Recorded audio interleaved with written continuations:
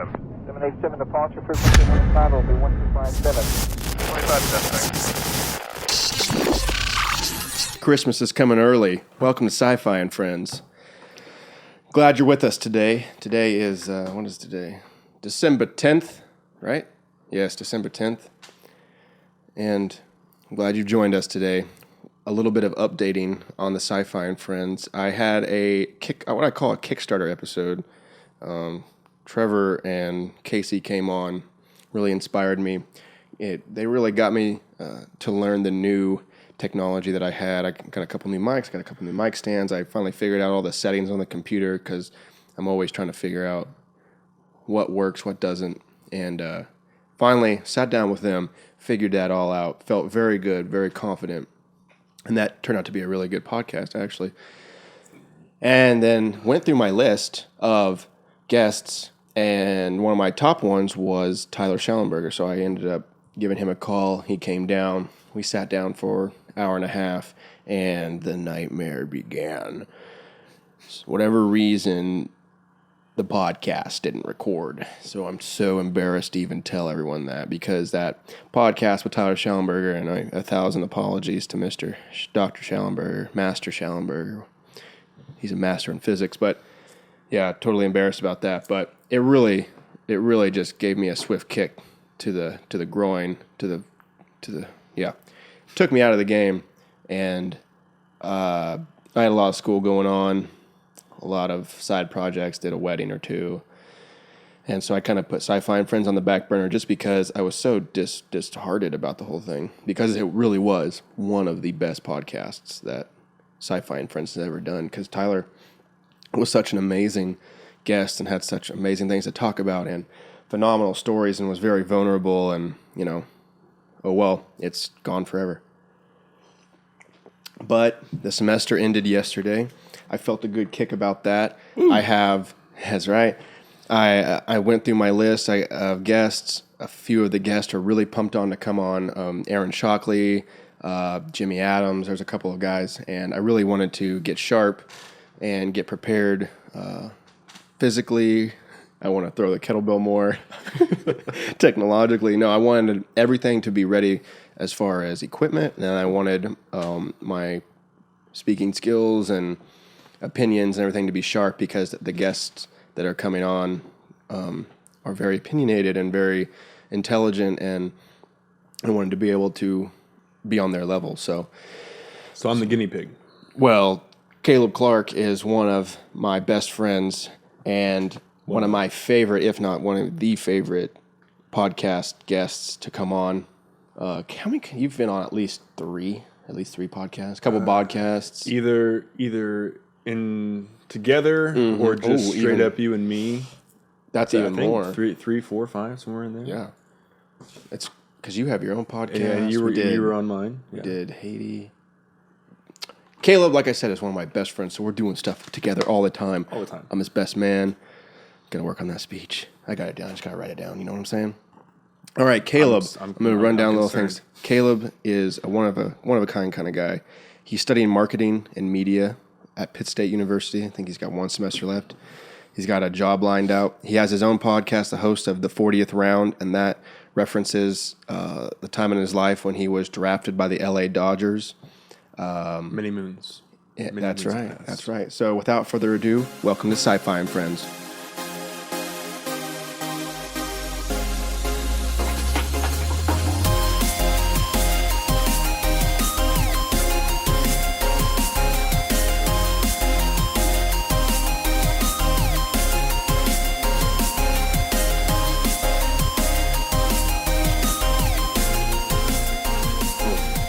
Kaleb, Colton. thank you for coming on. Hey, man, it's one of those times where I'm just glad to be invited. I'm just glad to be welcomed to this nice, humble abode you have here. It's very comfortable, rustic but elegant. Oh yeah, That's the buzzword. Those are the wedding buzzwords that everyone wants to hear. Oh my god, that is like the number one Pinterest search. Rustic but elegant.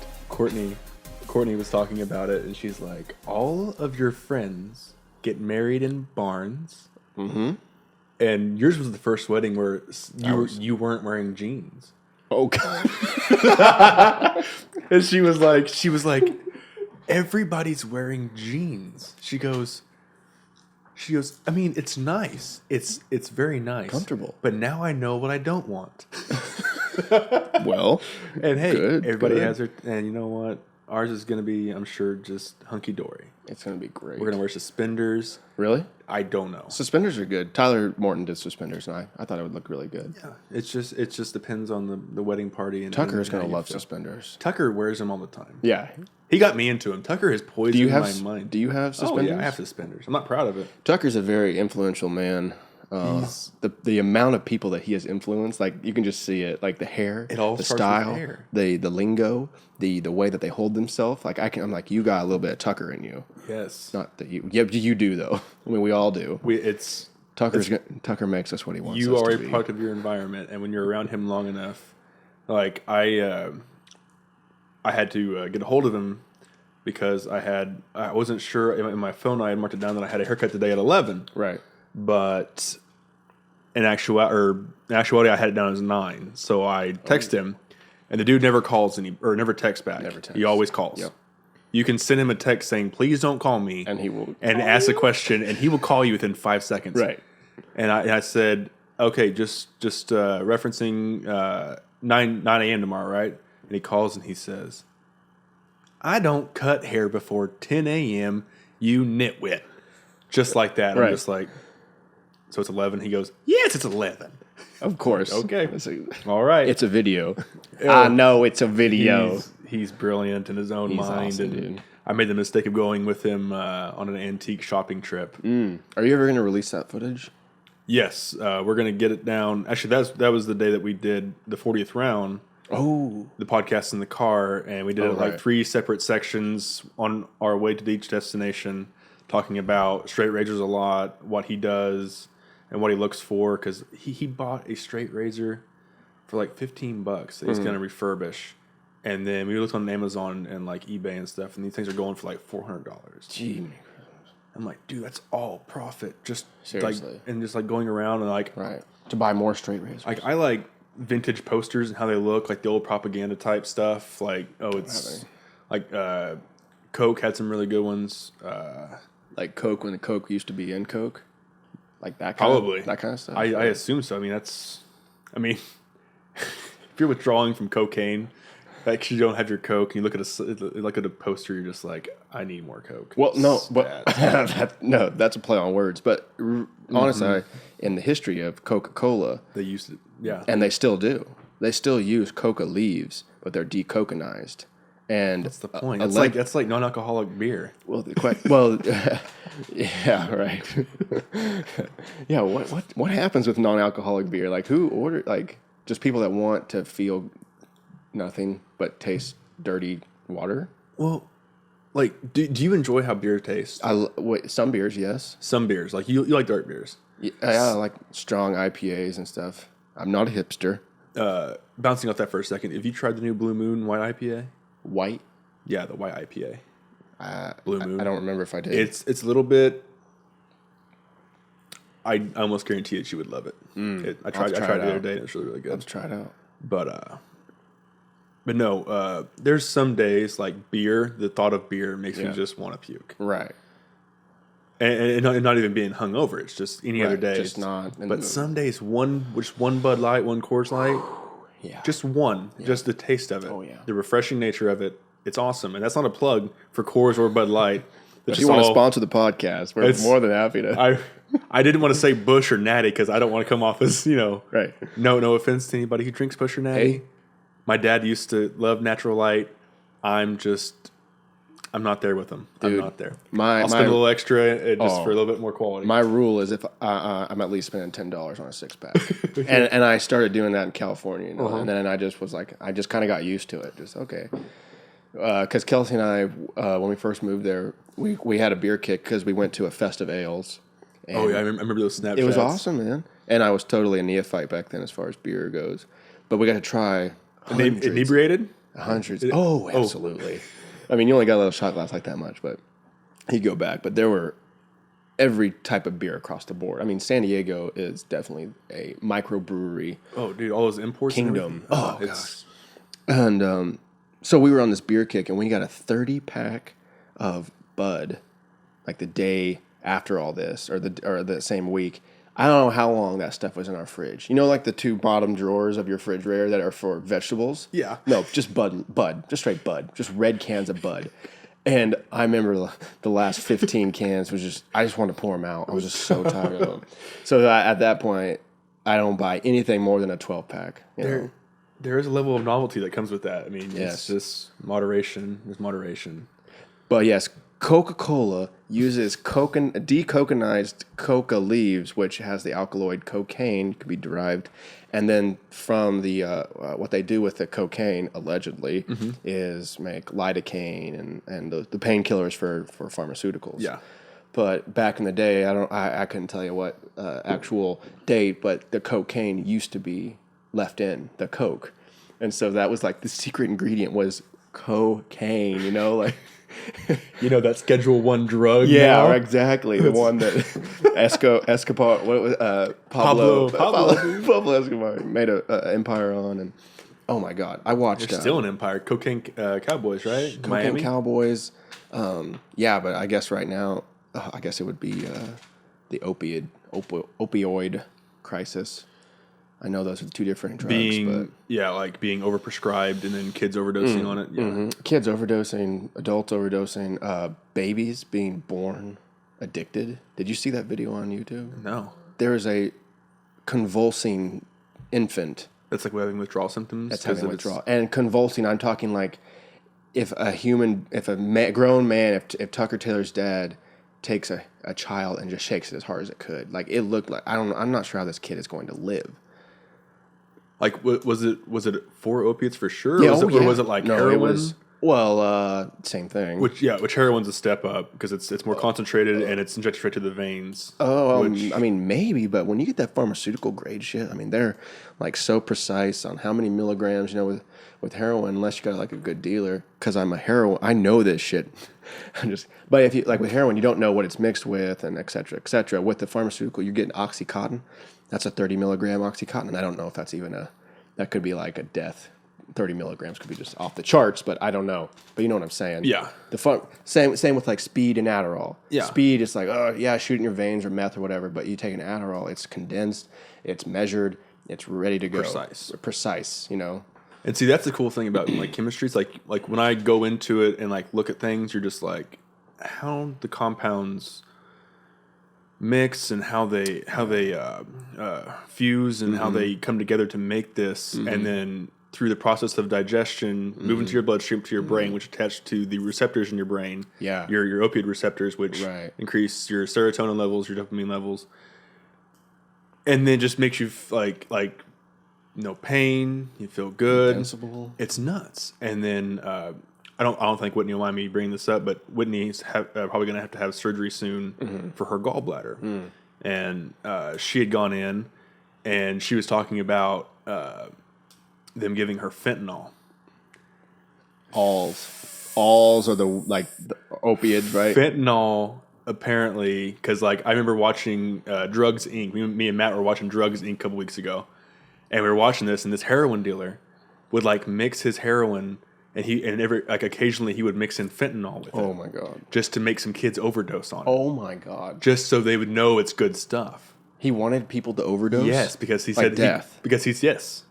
The dude was like wearing a mask. His voice was distorted. He goes, "That makes all the kids know that my stuff's good, and they come running to me to get my stuff." Oh my God! Because someone died taking his stuff. My business plan is to kill a few people so kids want to come. That's exactly what he said. But morphine is that like top of the iceberg. Fentanyl is in the stratosphere. What? And like I've been on morphine once, and that was after my surgery, and it was just like me loopy as everything. But Whitney was like, that was the only thing they gave her. So like she was completely sober, she was in pain, right? And she was like, it was gut wrenching pain, and they injected me with fentanyl, and she's like, I couldn't quit laughing for like 10 minutes, and I'm just like, what? That's insane. Like she described it as like floating. These chemists today, they take a molecule like, and I don't even know. I'm not even that good. I don't even know if morphine is like a molecule or if it's like a compound or. I assume it's a compound because it's mostly in liquid form. Right. So then, yeah, that's true. So, but if you could, they can get down to the molecule level and just change one atom. This is the world that we're living in today, as far as the crazy. And you'll know about the marketing and patenting. There you go. We have the internet. Oh yeah, I was just I was looking at your video earlier of the new new microscope. Yes, yes, dude. Insane. That kind of just backs up like the whole like multiverse layered theory of like the different time, space dimensions. And as above, so below, you know? It's that infinite. How do planets move and operate and behave the same as a cellular network in our own body? On a quantum level. Very just similar. keep going. I guess on the quantum level, it gets a little squirrely, or they don't really match up. String theory. Oh, God. The answer always is string theory. No, it's not proven. It's like that's the answer to Jesus loves me in children's church. If you don't know the answer, Jesus loves me. That's right, Billy. That's right. It's the Matrix. String theory. All right, fine. You got a point there. Back to my lecture. I mean, if it's 6 dimensions, no, it's 7 dimensions. No, we're not sure. I think it's 11, actually. That's what that Brian guy, the lead astrophysicist from the Large Hadron Collider. Brian Cox. Yes, I love his podcast, The Infinite Monkey Cage. Yeah, it's cool, dude. Yeah, he's so well spoken and makes it easy to understand. And he's just like that like soft British accent, just talking about stuff that we'll never understand. He goes, okay, listen up. He works for CERN, right? Yes, CERN. Yeah, at the LHC, and he's just like, okay, guys, listen up. And he's like speaks so softly. He goes, "This is what happens when," and then just goes into like this like eloquent intellectual like paragraph, and I'm just like, backspace, rewind. Right. And I'm sitting here like pausing after every sentence. Okay, and googling every word in the sentence, and like, okay, writing it down, like graphing it out. This means this. This means this. And I'm just like, good gravy. That dude has spent so much time with notes and books, and it's just like it's inspiring in a way, motivating. Absolutely, like, dude, if he can do it, I mean, obviously he's an intelligent guy, but it's all about just application, sitting down and doing it. But so how much of that's an interesting point you bring up. How much of intelligence, quote unquote, intelligence is we're getting deep already. This is hard work. You know, like if I put in this many hours versus just God-given talent, because I think today's world, and hopefully we're getting better, but we view smart people as not hardworking in the sense of, oh, I didn't study for the test, I got an A. Like, oh, you're really smart, you know? But guilty as charged. But how much of intelligence do you think is, like you said, applied, hard work, dedication? I think, honestly, I think like the big bang of this would be, what do you find interesting and what are you passionate about? Because while I think physics is extremely interesting and awesome, I also have other things that take precedence over that and move ahead of that. So my time is mostly spent with, marketing, advertising, reading up on that, learning industry jargon, buzzwords, knowing what different lingo means what, knowing current trends with social media, the internet. It's like you think you can think you have a good grasp on where everything is going one week, and then next week you'll go in and look, and they'll just be like this completely different paradigm that someone else has come up with, and it's worked, it's went viral. And then you just see all the other companies scrambling to try to keep up, and they're just like dropping this old thing last week, and they're just like, okay, you, and you, all creative, get on this right now. Right. You're just like, but I was just, do you want to even read this? Do you want to look? Nope, toss it. You just wrinkle it up, throw it in the trash, and get started. And it's that kind of just fly by the seat of your pants, improvising that just makes me, dude, it's like euphoria. It's just like, dude, this is so awesome. It's like, it's perpetual. You can never learn everything. It's just like playing golf or bow hunting. Like, you can never be perfect at anything. So it's just like, so attack it with everything you got. So you're touching on the multiple intelligences, you know? Oh, yeah. The Western culture puts so much emphasis on, I have a great memory and my focus is incredible. Which are both very valuable. Yeah. I kind of went on a little tangent there, but you're talking fundamental. Yeah, I was just talking fundamental because you just mentioned Brian Cox being very intelligent and you're trying to keep up. But I consider you extremely intelligent. And then you said... vice versa. I appreciate that. And then you were talking about your passions. And then basically what I derived from that is the theory of multiple intelligences, and that so-and-so that isn't great at physics is a master at human psychology and behavior. You, or at least a student in it. And then vice versa. Brian Cox might be able to tell you why the sun can emit light at this speed and it hits Mars and then it makes this kind of gas react with blah, et cetera, et cetera. If he can't, Neil deGrasse Tyson can. Yeah, right. We'll call him the overlord of it all. But he may not be able to tell you why this social media campaign is so successful. Exactly. And then why it's not so successful the next week, like you said, because the pace that the internet puts out, and like you said, once you think you got it, just Google a little more. Change one keyword. Change one keyword. And then at that point, you just kind of have to humbly accept that the world is far, far bigger than you are. And yes, your brain has such how many other terabytes of zettabytes and yottabytes of quote unquote information and capacity, but there's too much. There's not enough time. Your brain might be endless. I would say it's probably limitless, but time is not. Time is not limitless. And so you have to pick and choose. Like you said, I'm very interested and fascinated by physics, but I don't have the time because I have a fiance and I have other interests and I have bills and I have family. So I think that's probably what it is. You cut and dry 1 to 10 subjects, depending on how crazy you are.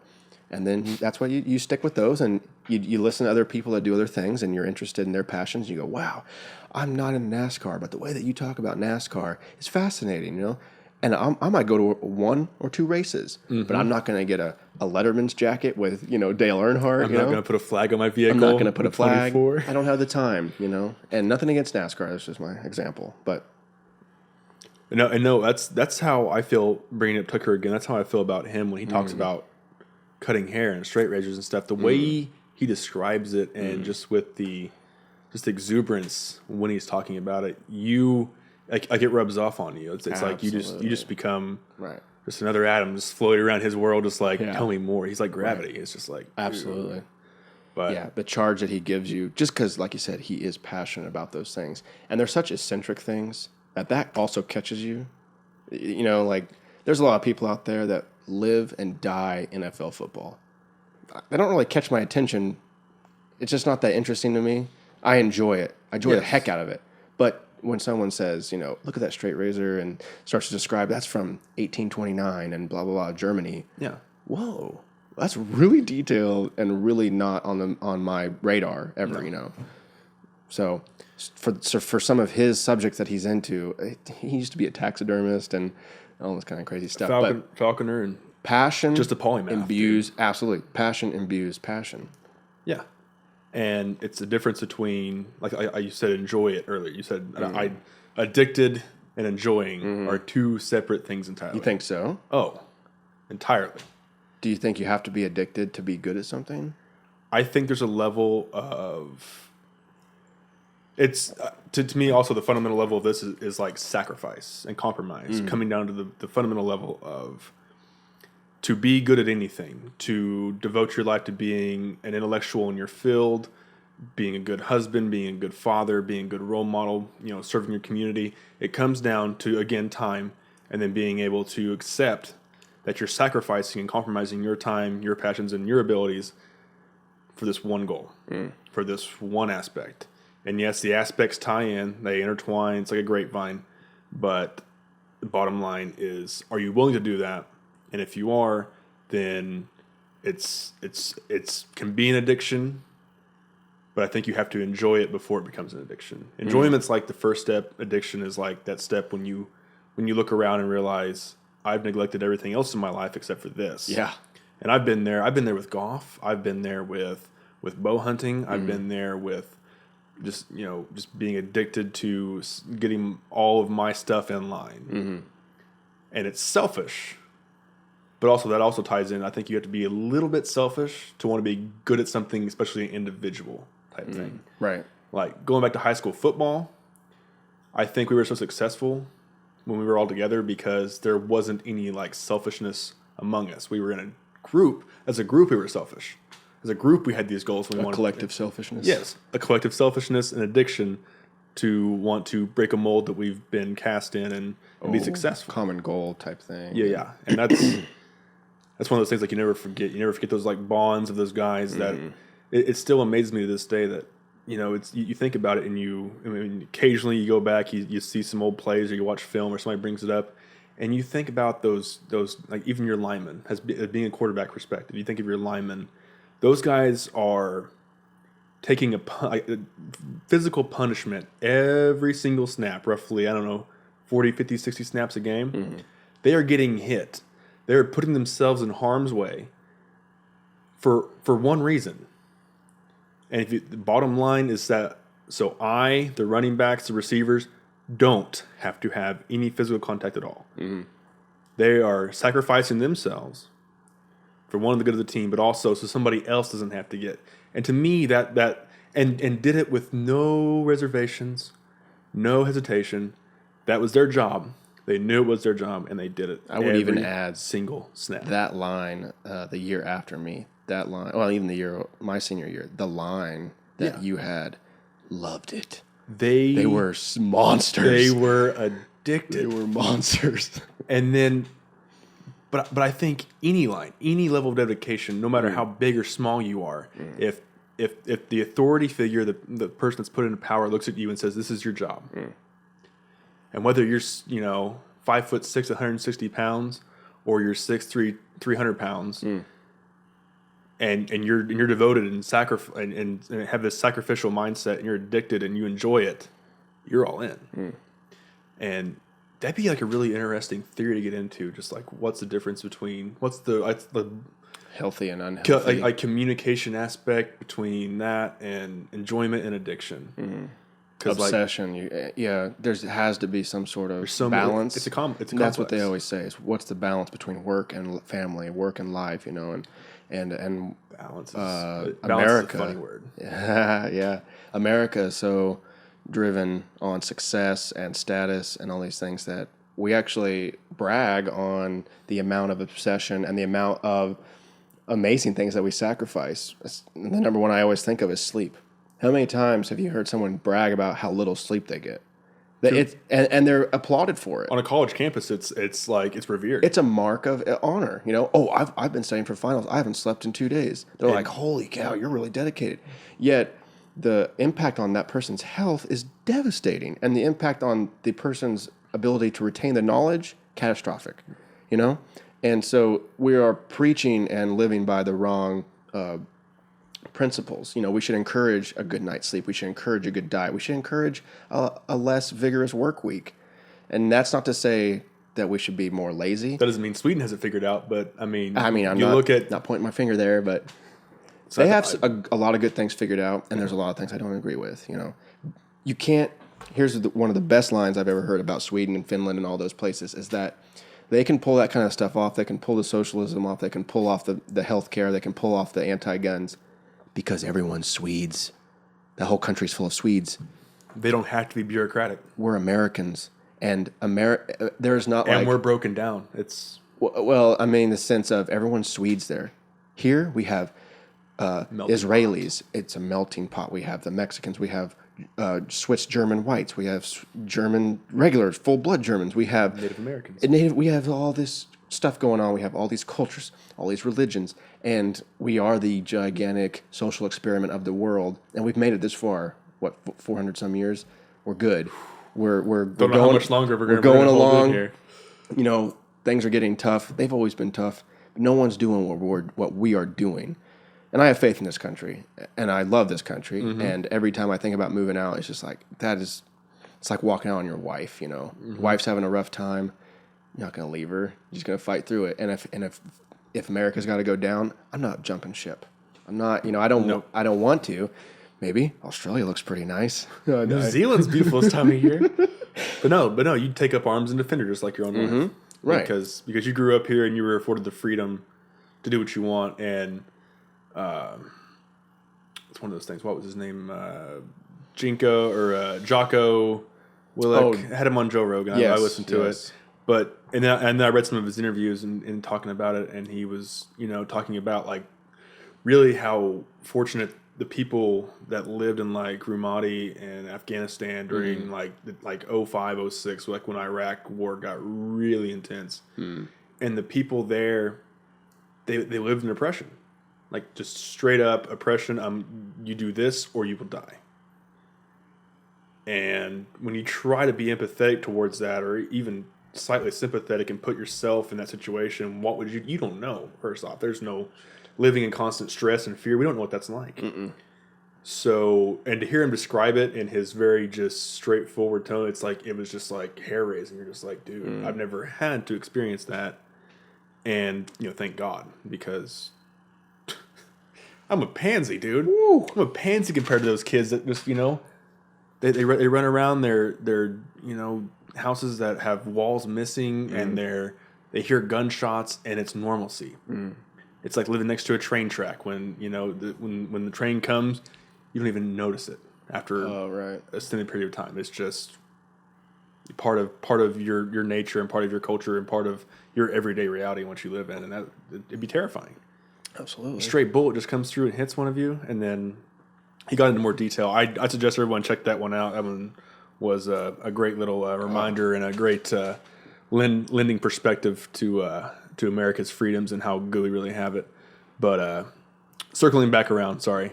No, it's fine. To I think we were on he's a fascinating. I don't remember, but chemical compounds he's a fascinating that podcast caught me off guard. Dude, because Joe had like a fighter on. I usually don't listen to the fighters, and I rarely listen to the comedians unless I know them. So we had like a comedian, he had a fighter and another fighter, and then the Jocko was in there. And so I thought he was just another fighter. So I kind of just browsed through it, breezed through it, just kind of maybe 20% in, just listening to him talk. And then you text me, I was at the mall, and you're like, have you heard this guy? And I go, I just listened to it, and I re-listened to it. But the thing that he did, Jocko Willis, is it Willis? Jocko? I think it's Willink. Like I will have to look it up. Jocko is his first name, J-O-C-K-O. We have the internet.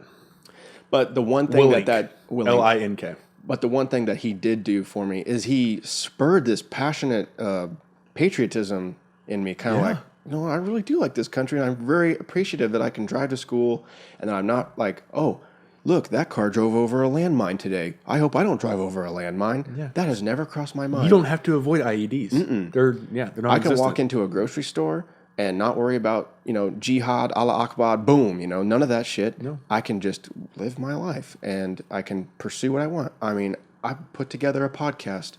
It was very easy. I just hit the order button and then read a little bit on how to do it, and here we are doing a podcast.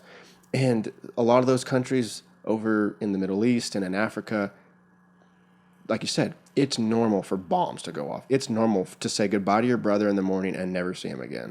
Yep. There we go. He didn't come back from the market today. And they mourn, and then it's just life goes on. Yeah, we can't. Death is just a normal part. And so he really spurred this passionate thing, because my political stance would be an eclectic view of maybe like a Sam Harris, a Christopher Hedges, a Noam Chomsky, and so of those three, two are very left wing. But I live in a conservative area. I was brought up with a conservative father and family. So I have this conservative streak in me. Likewise. Yes, likewise. So to have Jocko come in and kind of like, it readjusted my political views once again, like not so far left, you need to tighten up a little bit. So here's a little more balanced view. And so it was an excellent podcast. And I would recommend his book. Are you going to get his book? I'm waiting till Christmas to order it. I think there's a deal on Amazon. You know me. Just imparting my due process into the consumerist society that we live in. All hail Amazon Prime. All hail Amazon Prime. Once them drones get going, oh my God. I'm gonna go crazy.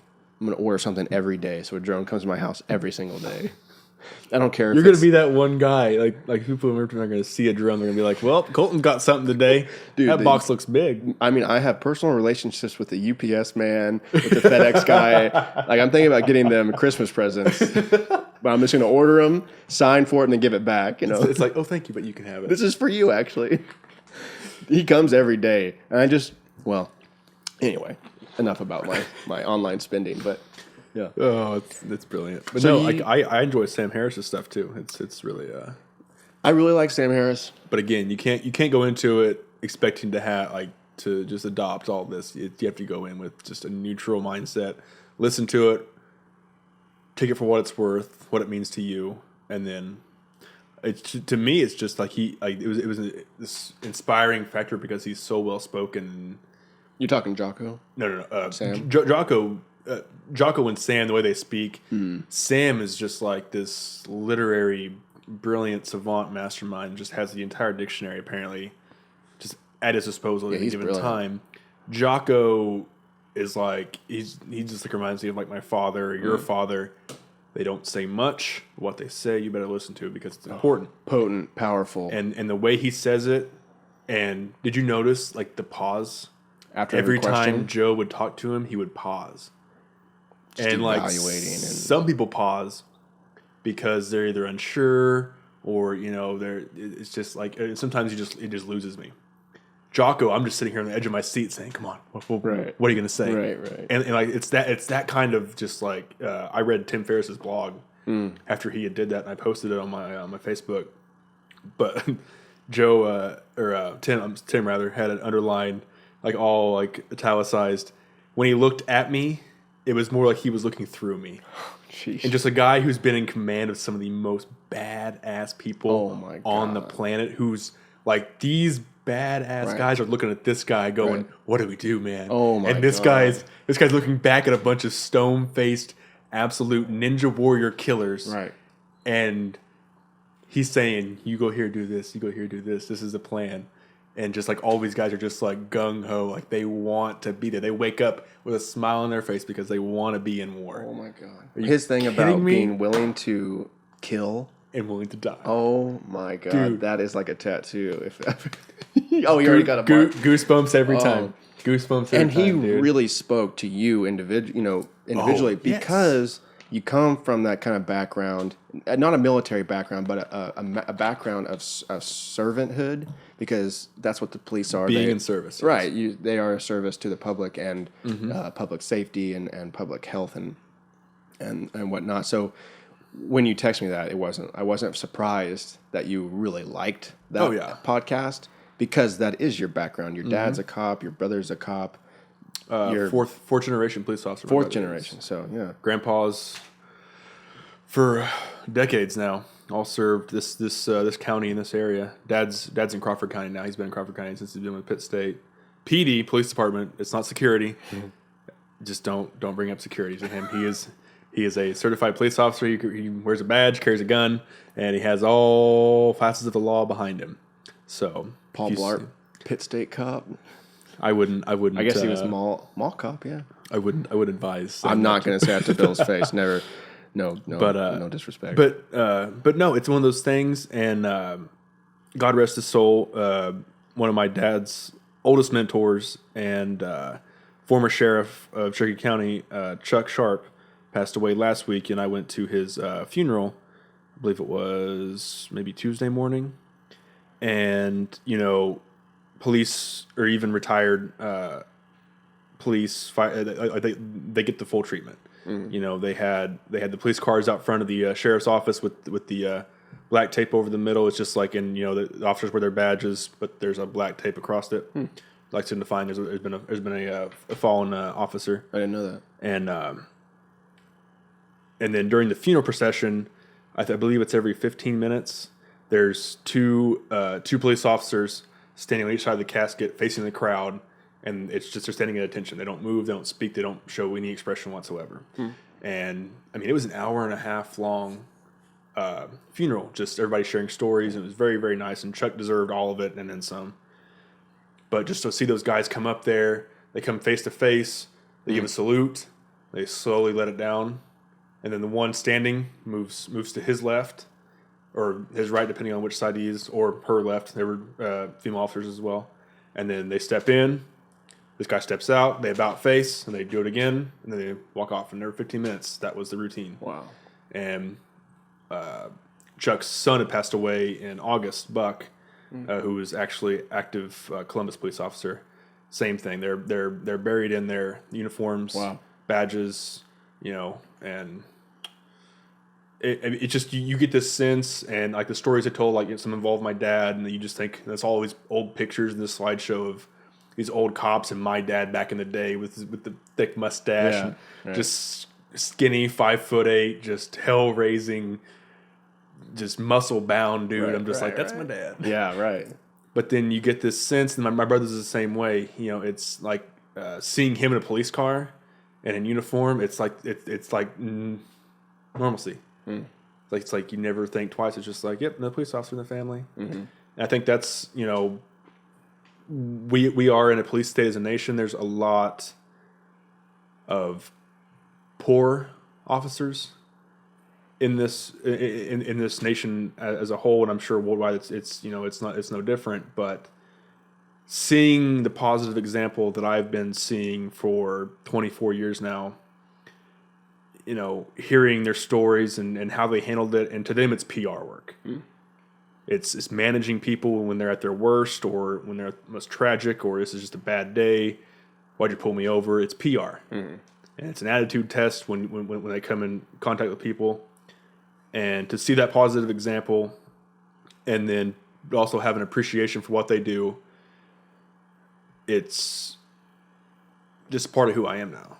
And in this county, the crime rate, you know, it's nowhere compared to that of Kansas City or even Wichita, you know, LA, Detroit, New York. And when my dad used to leave and go to work, or my brother leaves and go to work, like I don't ever have like a bad feeling. There's never like a, you know, big embrace before they leave because you might never see them again. And there's always that possibility. And that's just, you know, Cop or no cop. that's just, yeah, You know, absolutely. just going to school or something. On a long enough timeline, everybody's survival rate drops to 0, right? Fight Tyler Club, Durden. baby. But it's just, it was never been an issue with me trying to come to grips with, I might never see that again. It just, it wasn't, like, he never dwelled on it. It was never a big deal. And all of them, when they speak, and even my grandfather, when the stories I hear, all of them, when they all proudly proclaim that they've never had to fire their gun in duty, they speak of it in a very proud way. It's almost like, again, obviously it's the last resort, but for them it's kind of this validating, you know, I'm able to handle people in situations with such grace and just dignity, and, you know, being respectful of them, not being an arrogant cop that's looking for violence or looking for somebody to mess up. It's saying, I hope you don't mess up. I don't want to do this. Right. I want you to make the right decision so I can go about my way and do something else. Right. And to them, that's almost as, you know, like a Purple Heart, like never having to discharge your firearm. That's for some, they can't wait to unholster it, and yeah, I mean, you see that everywhere, and it makes me sick because that just permeates that just negative image of police officers and the trigger happy young guys that are just looking for fights and then just looking for, you know, authority and, you know, bow down to me. And given the benefit of the doubt, I like to think there's not many of those out there, but they are out there. And it only takes a few to change the entire perception of police officers. You know, it's like, think back to like Andy Griffith. Oh, yeah. It's like, obviously it's a small town, but, and it's probably a poor metaphor, but just like you look at, obviously it was, you know, it was fiction. We all know this, but just back in that age, like they depicted the relationships between the police officers of the local force and the citizens of the local force very, very well. Like even my dad's old stories, like guys that my dad would have to go pick up and take to jail, he'd show up and they'd be like, "Hi, Bill." Oh, yeah. And Dad's just like, "You gotta come with me." Yeah. And and they're just like, "Well, can I finish this drink first?" Or he goes, "He's put me in cuffs," and he goes, "You promise to play nice, so I'll put you in cuffs. So you can just hop in the back and we'll just ride down and we'll just get it done." He goes, "Okay," and they'll sit there and talk, and he'll finish his drink. They'll get in the car and they'll go. But that's more of an isolated small town thing, right? Yeah, I mean, and you can't do that in Detroit. You can't do that in. Well, or can you?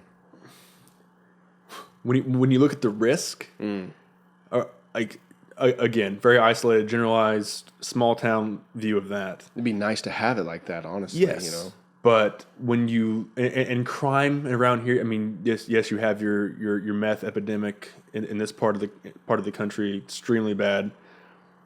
But still, I think, you know, even, I mean, you rarely hear of like a meth bust or, you know, ending in a shootout. No. They're just, you know, the gig's up. Yeah. I think in Detroit there's one, gang culture doesn't help. Right. Being in that shoot first, ask questions later culture, and They're almost trained. You know, I'm thinking like the gangs of Chicago I prefer the term brainwash to train or brainwashed. You know, I mean the police. Oh, look at the kittens. Fuck them. The police are almost analogous to present day Muslims, to where the jihadists, who is like 1% of Muslims, are making the rest of the 99 look terrible. And the same with the cops. You have what you just described to me is probably what most every policeophobia. Right, police phobia. Well, most every cop probably goes into the academy thinking and coming out, and it's them and their partner, and it's duty and honor. But you have this very low percentage who are hot-headed, trigger-happy, hate the public or hate a particular race or a particular group of people, and use their power and authority to go against them in a way that they feel like they have the laws behind them. Right. They're part of the biggest gang on the street, and that's the gang of the cops. You know, you could look at it that way, but in the analogous way of they're ruining it for the rest. Yes. They're making it difficult for everybody else to do their jobs, right, live their lives, and be happy because people.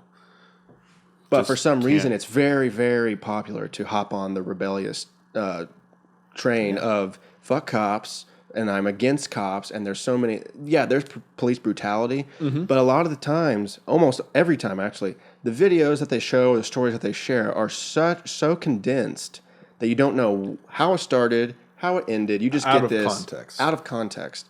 Now there are some. There's like the Eric Garner story, like that. Okay, that was tragic. Yeah. I'm not sitting here trying to refute any of those because that's. You can be pro police lives matter, Black lives matter. All lives matter. If everyone just does their job the right way, we wouldn't even be discussing it. Right. If everyone was respectful to one another, nobody had any hate, nobody had any issues with race relations or different cultures are great, variety is great, but cultures can be poison. And most of the time they are, especially when, like you said earlier, putting all the cultures together and expecting them to coexist. Right. That's just an algorithm.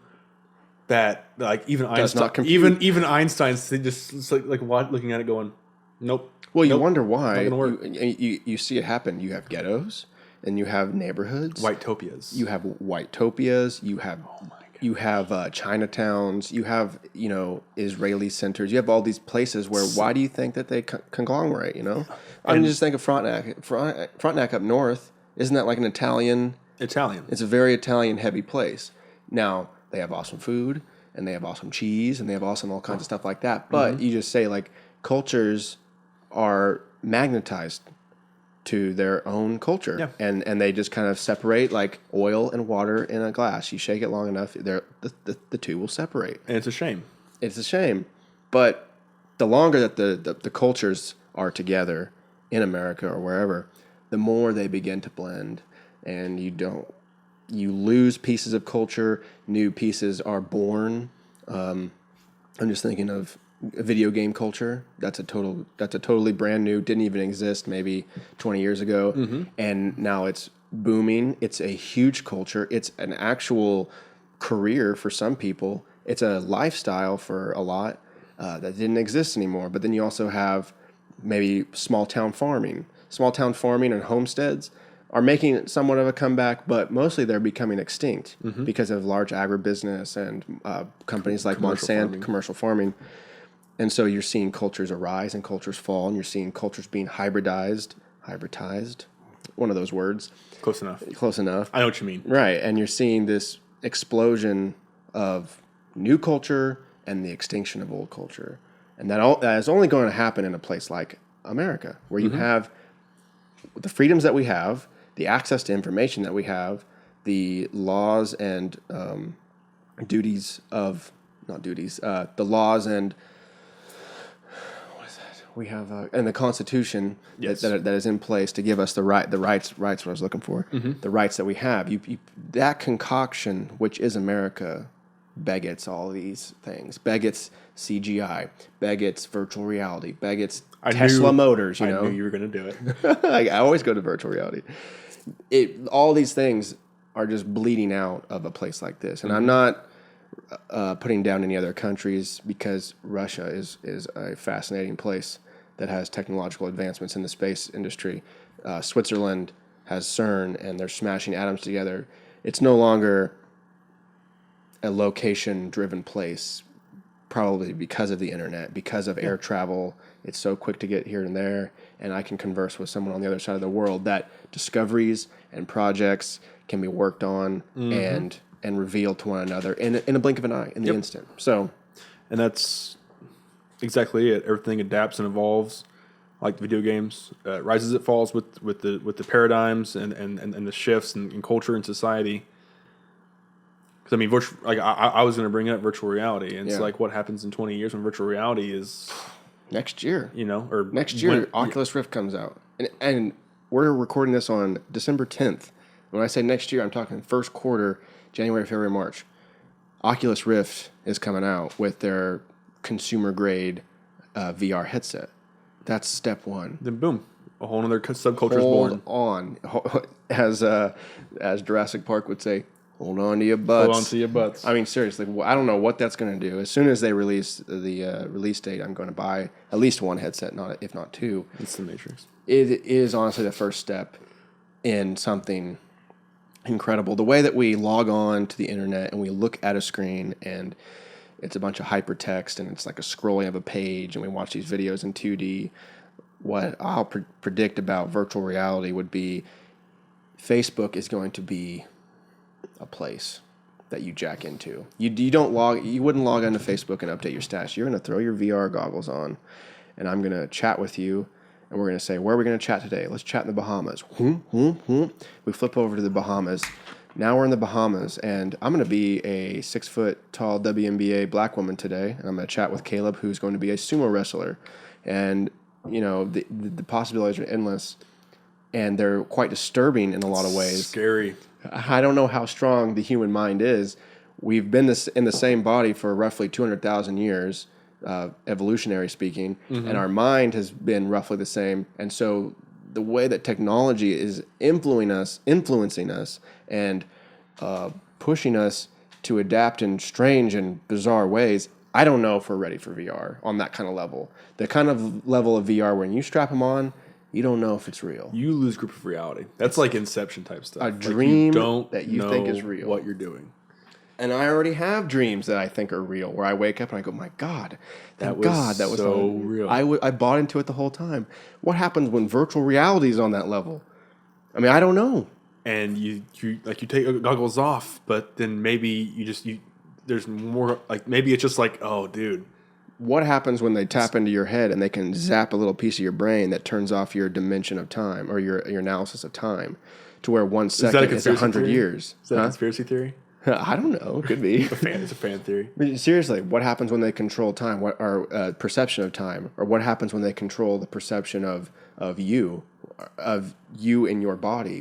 When we don't have to have goggles on anymore, you just put this little headset on. It zaps your brain and uploads. I don't know, dude. I don't know. Uploads into a computer. Have you ever seen those old fictional like comic books and stuff where everyone's walking in lines in the street and they have goggles on all the time? Yeah. Mind control. Maybe in their minds they're somewhere else, but in actuality they're just labor. They're labor for the state.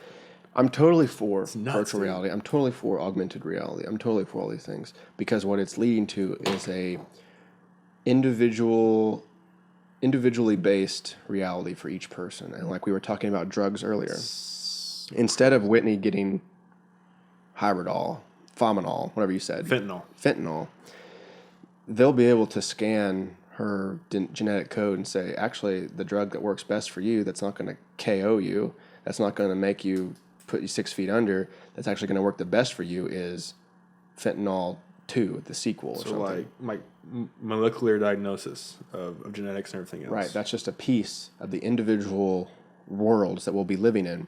So, for instance, it's already happening on Facebook. You Google something, you search for something on eBay, you buy something off Amazon, and you know this. What happens to the side of the page? Your ads. They call that behavioral retargeting. Right.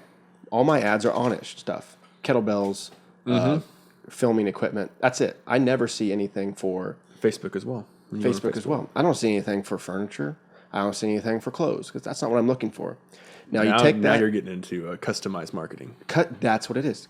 Individual, customized reality. So when you are living in an augmented reality world and you have your augmented contacts in, and they can throw up billboards and sales and signs only for you, I mean, I'm all for that. That's where we're going. So when you walk into the mall and you walk by a clothing store, it's not going to throw an ad at you for dresses unless it knows and it overheard you and Courtney talking and she mentioned, I need a new dress or something. And then it throws it out there because it knows that you're looking for it. But for me, it might throw out board shorts because it knows I'm taking a vacation to Florida in 2 weeks. And so it throws it up. You don't see my ad. I don't see your ad, but we're both charged to go into the store and purchase something. I'm almost as excited for augmented that I am for virtual. Just Absolutely. for the fact of that. Because Absolutely. that would breed a whole nother age, a whole nother era of the personal direct selling portion of it. Right. Because then you're talking about hacking into like your phone's device, looking at your schedule, Yes. looking at your Facebook, In a what physical you've posted, realm. and not just seeing like code on a page, seeing what it says, and like somebody behind 16 computers and like a mothership of computers, motherboard, just sitting there just typing away, which it would never AI. come to It's that. going to be AI. Yeah, and they'll take care of all that, and then to the point where your demographics would come in. Say you're a boutique agency or you're creative marketing or whatever. Your demographics would come in for your target market. This is B2C, not B2B. It's a whole other realm. But when you look at it on that personal scale, also, I mean, to the point where if AI had that kind of, they could hack into your bank account. Yeah. See how much you've spent. Ooh. See how much you have available. See if you're even a lead or a prospect at all. I never thought of it like that. Because if you don't have the funds, you're not going to buy. They can hack into your income, see your annual income, which that's just part of the demographics already. But seeing like you have Mint or a different app for like money management, seeing how much you have left in your budget to spend that month, and does my products fit with their budget? Wow. Because if my product is too obviously, Why if waste a sale or why an advertisement? And then, I mean, dude, 7 billion people. Of course, that's taking out a lot of third world countries that aren't spending money on anything except for food and clothes. Give them 10 years, man. Your basic Maslow hierarchy. Give them 10 years and they're going to have it. I mean, Google's already talking about having weather balloon type things in the sky that just emit Wi-Fi all the time, or satellites that just beam down Wi-Fi. So we have we literally have a global network. You could be dropped off in the middle of the Pacific Ocean and tap into it. Yeah, and see that's the issue. It's like that's an idea. It's a great idea. It's going to benefit everyone, and it's not going to hurt anything. Not that we What know are of. we waiting for? Right. It's money. It comes down to the fascist superiority of people who want their cut out of everything, right. regardless if it benefits others. And it's just, to me, it's mind-boggling that it's not, that someone in power doesn't just like wake up one day and go, yeah, I'm comfortable. My children's children are never going to have to work it in their lives unless they want to. Right. I've got everything I need. My stockholders, my stakeholders, everybody in my company is taken care of. Google, perhaps. Why can't we just do it? Quit talking about it. Quit looking for positive press. We already have enough of that. People love Google. I'm on Google right now. Right. Why can't they just like take a step and granted, Mark Zuckerberg is doing the same thing. It seems like they're trying to just get past all the political and just all the politics of just trying to do something good without looking for positive praise and just doing it. These people would, imagine kids with no education, kids we're still reading books that are from the 80s and the 90s, just outdated crap just to read. And imagine putting Google in front of them and saying, you can learn about anything you want. What are you interested in, kid? What do you want to know? And then teach them the alphabet, saying this is how you spell, this is how you, and then just let them go. Right. You release them. Imagine how liberating for that kid and enlightening that kid is going to feel. It's just like to him. That's just, and he's not going to be on Facebook. No. He's not going to make a Facebook page. Eventually, maybe, perhaps once he learns all the right. Stupid pop culture crap. The jungle is thick. And Yes, he's just going to be looking for information. Just learn stuff. Learning is machetes, human nature. Absolutely. The people, like you said, Zuckerberg and the companies that are moving on. And I think that consciousness is definitely spreading. You know, the government's not getting things taken care of. You know, our healthcare is shit, and our military is out of control. Support the military, but you know that's a whole other podcast. But what you said, instead of looking at things as what's the economical value to this, or what's the positive What can I aspects. sell it for? What can I sell it for? That's How much money can we make off this? It's becoming to a point where a lot of people, more and more, are just saying, is this going to benefit other people? Is this going to benefit me? It's going to benefit my kids? Yeah, it is. Quit trying to commercialize everything. Right. And that's probably, in one sense, technology and the way of living is getting so good that, you know, Adam Ayers always used to say King Solomon never had ice in his drinks. We live like kings every day, and we just take it for granted. I get in that shower, and it's hot water, and it can be hot water for 2 hours if I wanted it to be. I wouldn't have to move. I have more technological equipment than Abe Lincoln ever had in his whole lifetime. You You can go back to the 90s, The even 90s. 2000s. Yeah, Some of this stuff didn't No. exist. This podcast would take an entire building to do. And so when things come that easy, when food is at a grocery store, when the car that I drive is safe and rides smooth, then I think that type of thinking, like you were saying, I'm okay, starts to come over. And then it can get out of the way. That egotistical, greedy thing can get out of the way, and you can start focusing on, I can help people. I can use my skills to help people. I can make this world a little better place, especially when you start thinking about death and how we're all on the way out. Yep. And we have no idea how much time we have left. And so what are you going to do? You're going to stack your bank account, 10 digits deep? Why can't we just allow everybody to enjoy their existence while they're here? Right. Everyone be comfortable, but then it's never going to work because people are different. Yeah. And it comes down to like everyone in this country seems to be, I mean, you take your poverty and stuff, it's all like we're caught up in this pop culture movement of self-actualization where everyone is looking to define themselves and identify with this trend or that trend or buy this, buy that. And both of us are guilty of it.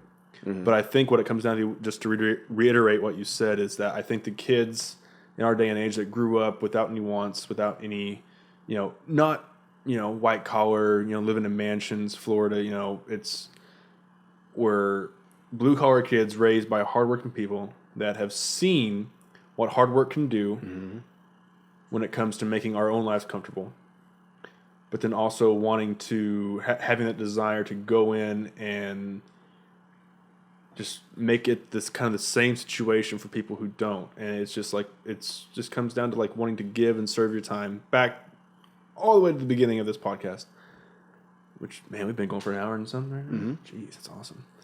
But like going back and being empathetic, and that's partial to the way we were raised, and looking at this and saying, I want to go help kids like Colin and Wes and Jim Adams, all those guys over in Haiti right now doing all that good work. It's like they could easily stay here. They could easily stay here, stay in their nice houses, their lofts, their apartments with their heat and their air and their water and their refrigerators that make ice. And their Wi-Fi. And all their technology and convenience and comforts of home. But instead, they look at that, they look at it and they see a need. Where we don't have any needs, we see need elsewhere, and we have to fit something in to help fill that void and that need. And to go over and serve and give your time and use your passions and your interest and what you're good at to help other people who it's foreign to them. For people to even come in and say, we want to help you. And to me, that the thought of that, just saying somebody coming in, it's like, I want to, have a sermon with you. I want to check your hearing. I want to, make sure your eyes. I take terrible care of myself. Right. Like I leave my contacts in and they're disposable. I just leave my contacts in. Ouch. I can hear just fine. I can speak the language. I have all this stuff. And to think these kids are excited over like eye exams. Right. to get glasses or prescriptions. It's just like, It shows you that. do I really need this laptop? Do I really? No, these kids are happy just with contact, so they can actually see a soccer ball, Right. a flat soccer ball, when your buddy or brother or whatever kicks it to you. It's it's this weird thing. It reveals to you that the way of life, the I don't know if I want to call it the American dream, but the success story of the Western world is not fulfilling. It's not. That when you get to the top of the mountain and you have all the money and you have all the cars and, not everyone's going to make it that high, and everyone has like a success ladder Where they fall in. where you fall in somewhere that this is what you're going to call success, that it's not going to make you happy. And then just the feeling I get for giving a dude like a panhandler $1. Mm-hmm. And you can have your own opinion on that. I don't care. When I see somebody like that and I have an extra $1 or some change, I'm not going to miss it. My truck has an entire thing full of change I don't even use. Mm-hmm. I just grab a handful, give it to him, and say, God bless you, and hope everything gets better for you. Right. And some of them looks in their faces, they're just, you can tell it's legit. You can tell it's genuine. And then the high I feel off that, it's just like this pure, like, this is what you're supposed to be doing, idiot. Like, quit chasing after your own stuff. And that's what my buddy Jaron I used to play ball with. This is kind of just a side note here. He's in like Uganda or something right now, and he was always a little kind of socialist hippie kind of guy. Never extremist like bro. Just I say bro, and everybody knows that you can picture the hippie in your head wearing the bandana, and just it's kind of like Colton, but No, not me, bro. long hair. But no, he was. He's very into like yoga, meditation, removing all outside materialism from his life, and he's in Uganda right now. Like I'm not exactly 100% sure what he's doing, but I know that like he has a backpack with all of his possessions in it, and he's just hiking around and staying with people like villages and stuff, and like hiking up like I think it was the Andes Mountains or like the Himalayas or something.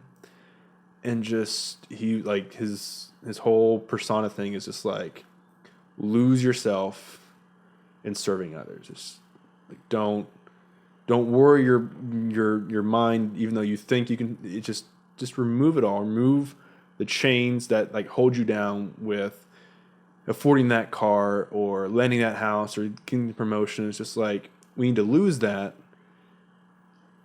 In a sense, it's this weird catch-22. It's like to evolve the human race into futuristic stuff where in essence we could benefit everybody, like we discussed earlier, like everybody having Wi-Fi, everybody doing this. It's fantastic, and we need to continue to feel a need to evolve and I guess innovate and help everybody out. But also in that process, we don't need to lose ourselves in success and failure and trying to gain all this material crap and possessions and virtual reality and marketing and advertising. I love it, but I could live without it. It's one of those things. It's like we need it. There's a need for it, but we're not using it the right way, which is why I want to do things differently, which is why like I want to open up, my own sort of pick and choose clientele-based copywriting service and advertising service.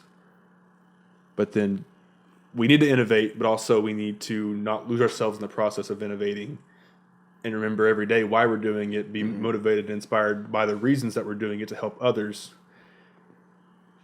That'll never happen. But You don't think so? I don't foresee it. I don't foresee everybody going in with a selfless agenda saying, today we're hoping to bump our stock up to this or sell for this or make X amount of dollars just so we can send it all to a third world country. Because we're all intrinsically motivated to benefit ourselves. We're very, we base our identities and our self off our safety and comfort and ability to attain all this stuff. But I just can't see everybody being comfortable being comfortable, just being comfortable. Like that's a weird, like just be comfortable, just being comfortable, Right. and help everybody else be comfortable. Right. I think that As would come comfortable back, as you. come back to the multiple intelligence thing. Oh, yeah. And to the balance that I don't think everyone has to be comfortable being comfortable. It would be nice if most people felt that way. Yeah. But I also think we need some dragons in there. I think we also need, And I'm not sure why. Comfort was a very broad term. I don't know why I feel that way, but I feel like we need some Wall Street crazies, maybe not forever, but for a little bit to be kind of like, okay, we don't want to be like that. We need to make sure we're not like that, Yeah. I mean, that's almost like saying we need some Nazis around so that we don't so we don't become one. So maybe that's not the best logic, but I I thought you were talking about like no, never mind. I lost it. It's gone. But I think it comes back down to that because in the way that you're saying about your friend and about Stoa and everything, the one thing that always gets me about that is that they can come home. And they can come home to American soil, and it's awesome here. Those people that they're around are just, this is our home. Like Tosh said, like, we live here. This is not a game. We live here when he's talking about Survivor. Yeah, that's a game in our country. Yeah. We're playing. Yeah. We live here. So in that sense, That's a great bit. I love Tosh. In that sense, the theory of the multiple intelligences, of the cascade of diversity that we have here in America is spread over the world in the sense of you want to be comfortable being comfortable and can live without this and that. But to me, there's another stream of people, which I would find myself in, who I subscribe to internet Wi-Fi completely. Like that's just part of my life. I want to be a part of that. And they're working on different things. And it comes down to that there's all these different people working on all these different things, and they have all these different outlooks and views. And the key to it all is how do we get along the best that we can without killing each other, without maybe crisscrossing over on ethics and stuff. Ethics in the sense of, if these biologists over here want to do some stem cell research, how come these right-wing Christians get in the way, and then their ideology succumbs or overcomes. Everyone has to be bureaucratic. Everybody has to be appeasing. Everybody has to say yada yada. Well, why don't we just say, well, whatever discoveries we get, you guys don't get to use them. Sorry, but it's like, I guess it comes down to dialogue and what kind of energy do you have to be picketing and can't you do something else with your time? Right. But it's like people. It's like the offensive time in our well, society. That's another question I had is what happens when there is no more Uganda that needs aid? What happens when Chad and Nigeria and Kenya and all these places, maybe some of those places are, I'm not that hip on it, but maybe a lot of those places, what happens when those places are Americanized or Westernized so much that they can stand on their own 2 feet, when they have cities and they have Wi-Fi and they have energy sources and they have nuclear power and they have a little space program? What happens when there are no more third world countries? What do we focus on? Well, at that point, if you can remove the extremity of the ideologies of all the religions, and eventually you could attain world peace if you had your extremists from each end of the spectrum, not just jihadists, not just your Muslim, but also the Fred Phelps and Westboro Baptist people of the world.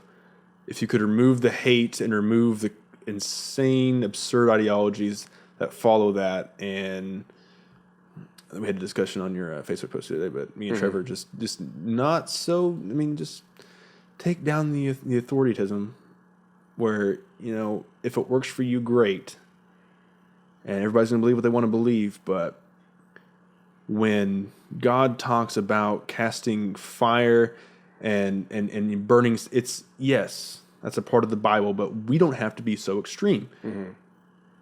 Why can't we just use it for how it benefits us? Take from what we need, not in like a Methodist sort of way, but it's all like this hairline trigger that's sitting on another hairline trigger, and it's infinite. And if one snap, it's like a mousetrap. One goes off, the rest of them go off. Adam would say, and he said this before, is who are we to say that they are extreme? Again, perspective, because media controls what we see and how. Oh my gosh, I would blame the media for most things these days, for spinning things out of control. Dude, for Gerbner's theory of violence in television and how we perceive violence, and and actually the world's safest it's been in history. Absolutely. Especially the nation. Like the crime rates and stuff are like the lowest they've been in the history of our nation. But when you survey people by the thousands and hundreds of thousands, they think it's the most dangerous time in the history of the world. There's this huge like idea differential. There's this huge disparage in what they think and what we think, or like the reality and what we think, the perception of it. Right. And once they control what they don't control what the news is, but they control what we see and what light we see it in.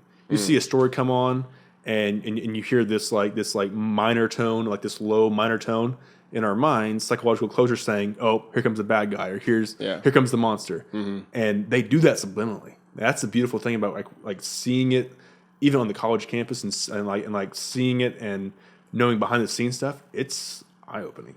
Yeah, it's like these people, like news journalists, have more control over society. I would go ahead and say more control over the perceptions of society than the president himself. Well, how does the president address most of society? Through journalism. Exactly. Through media, or you read it through a article on the Wall Street Journal, or you watch a video on YouTube. Anymore, Obama will put those out. And then you have your renegade journalist and his own PR staff. And, and then presidential candidates, you take this out of context stuff and you throw it in a blog post or with a little opinion here and a little opinion there, and how do you that true? Yeah, how do you traverse those waters? How do you debate? Everyone says Fox News is horrible, it's terrible, yet you're subscribing to someone on a blog post that has no credentials or has little credentials, or you're getting your media or your news from another outlet from Japan or Russia or something. It could be this 13-year-old kid who loves politics, just sitting there, just writing his opinions about stuff. And you have no offense about 13-year-old kids. There's probably brilliant 13-year-old kids out there. There are plenty, but and then you're sitting here chastising and ostracizing someone for their supporting somebody, and you're basing your entire conviction, entire belief, and an entire argument over somebody you've never met, writing a blog post, maybe 1,000 characters, about one person that you've heard a lot about, and a one sentence that he said. It's like, what? Hold on. Can you just take a step back, put that in perspective of everybody else, and just go? Can you see how ridiculous, these arguments and these, and you never see people just saying, I respect your opinion. I see where you're coming from. I think differently. Rarely. I think differently. I believe differently. I'm going to vote differently. But you're my friend. You're my family. You're my coworker, acquaintance, and this is not going to really bother me at all towards you. Right. We're still friends. Right. Acquaintances, family. And anyway, did you see this? And why do we have to get caught up? And then people, dude, we're just on a rabbit hole to nowhere. The human race is still evolving. Every day. We're trying to figure it out. And now we have the internet to deal with. And guess what? Virtual reality next year. By the way, did you catch the game? You can't keep up. And that goes back to the start of this podcast. You pick a few things, you hang on with your dear life because you're on your way out. You just laugh. You love the people around you, and then boop, you're dead. Great. Hope you had a good time. On that, I really hope you didn't spend it all arguing and bickering. Right. Socrates said it all when he said, "The wisest man among us understands he knows nothing." Beautiful. The man who knows most knows he knows nothing. Kaleb Clark, thank you so much. Thank you for having me, sir. On the podcast today. It was a pleasure. I hope you guys enjoyed this podcast. It's been an hour and 18 minutes, so if you made it all the way through, congratulations. Hope you enjoyed it. Semester's over, baby. So a month to get work done. We got a month to pump out some stuff. We'll pump out some more podcasts. If there's anybody you want to hear on the podcast, on SciFi And Friends, shoot me a text or a Facebook. If you want to come on, and I've had several people, I've been really pleased with how much interest there has been on just people wanting to come on as guests. Feedback. Jeremiah Fleming, we'll get you on, and Aaron Shockley. We have a lot of good guests. This break is going to be awesome. Thanks for listening. Have a Merry Christmas. Check out the 40th round. Oh, yes. And likewise, Follow- we're going to get some more episodes up soon. Going to have Colton on again. Follow Kaleb on Twitter. His handle is At Kaleb Clark. Check out my Facebook. I'm going to have a website up soon for Clark Copywriting, which will be, you can read about it there. But support your local creatives, bros. if you have any sort of copywriting or internet-based. You're starting your own business. If you have something you want to get out in the public, I will happily write, market, advertise for you, and we'll consult that upon request. Kaleb has many skills and many talents, so hit him up. All right, everybody. SciFi and Friends, thanks for listening. Peace.